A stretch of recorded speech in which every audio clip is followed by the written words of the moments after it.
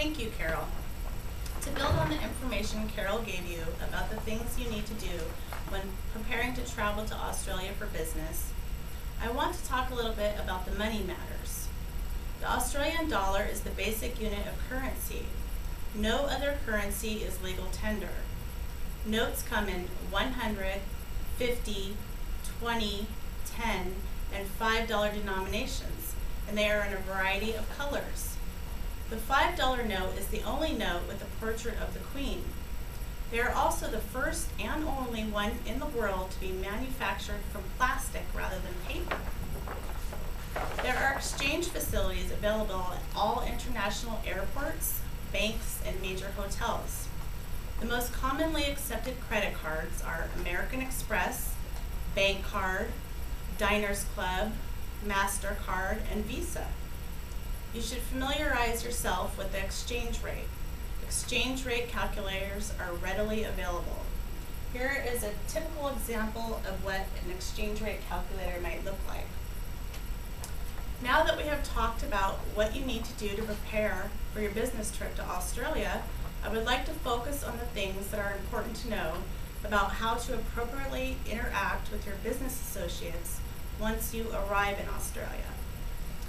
The first thing you need to consider is appropriate business attire. Most men wear conservative suits or sports jackets and trousers, along with long sleeve shirts in white, blue, or an understated pattern. Pattern neckties are the norm, as well as dark leather shoes and dark socks. Women wear skirted suits or, less frequently, suits with pants, skirts, or trousers with blouses or dress that often coordinate with jackets.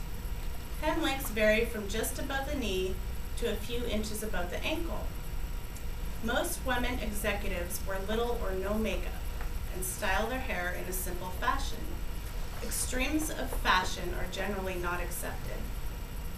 Accessories are best kept inconspicuously, particularly earrings, rings, and other jewelry. Neatness is essential for both men and women. This picture demonstrates a perfect example of typical business attire worn in Australia. After you have chosen appropriate business attire and you are ready to attend your business meeting, it is essential that you are on time. Punctuality is an essential part of Australian business practice, so make sure you have taken into account the time difference. It is 19 hours later in Australia than it is in the United States. The last thing you want to do is arrive late for a business meeting. Lateness may create the impression that you are unreliable and careless in your business dealings. Therefore, it's a good idea to arrive a few minutes early. If you have an appointment set for 9 a.m., the Australian business person expects that you will be waiting in the reception area at 8:55 a.m. After you have arrived and you are about to meet your business associates for the first time, it is not necessary to wait for a third party to introduce you. It is quite acceptable to introduce yourself.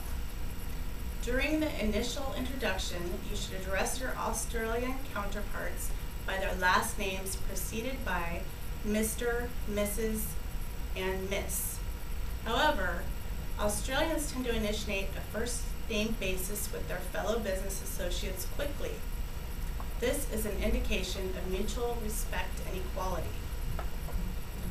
When meeting your associates for the first time, it is customary to shake hands, firmly but briefly, at the beginning and end of the meeting.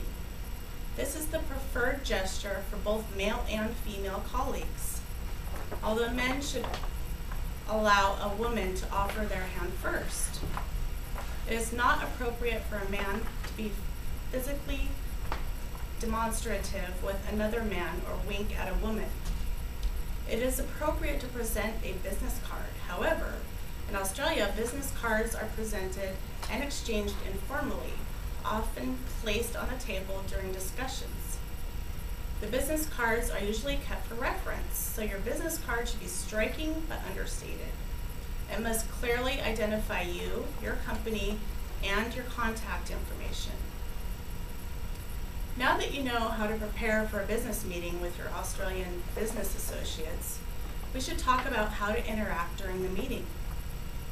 When talking to an Australian business associate, partake in some initial small talk before your business meeting begins. Australians use this as a way of establishing rapport with their colleagues, and it is an important part of business etiquette. In addition, personal space is highly valued in Australian culture, and you should keep an arm's length distance from the person. It is also important to keep strong eye contact. Remain modest at all times and avoid drawing too much attention to your academic qualifications, personal achievements, or business success, since this may be perceived as arrogance. Australia is a very democratic and equal culture. They do not place emphasis on status. This is often referred to as the tall poppy syndrome, which creates a society of equality. Australian business people use the direct approach. The same is true when dealing with business correspondence and letters. Australians will negotiate major issues in an open and direct manner, but always in accordance with company policy. They dislike aggressive sales techniques and place a strong emphasis on communication and time control. They expect to be informed constantly about the details on the progress of any mutual business undertaking, whether it is in the planning, under negotiation, in process, or waiting delivery. It is important to be straightforward with emphasis on both the positive and negative outcomes. Australians are usually warm and enthusiastic debaters and tend to be open to new ideas. When giving a presentation, it is important to keep it simple and to the point. In Australia, it is essential to establish personal relationships with those you are conducting business with. It is also important to make connections with established representatives who are able to help build those relationships. The work environment in Australian business culture is rather collaborative. Before a decision is made, top management will consult subordinates. Decision-making will therefore be slow, so it is in your best interest not to rush it. I would now like to turn your attention over to Sue.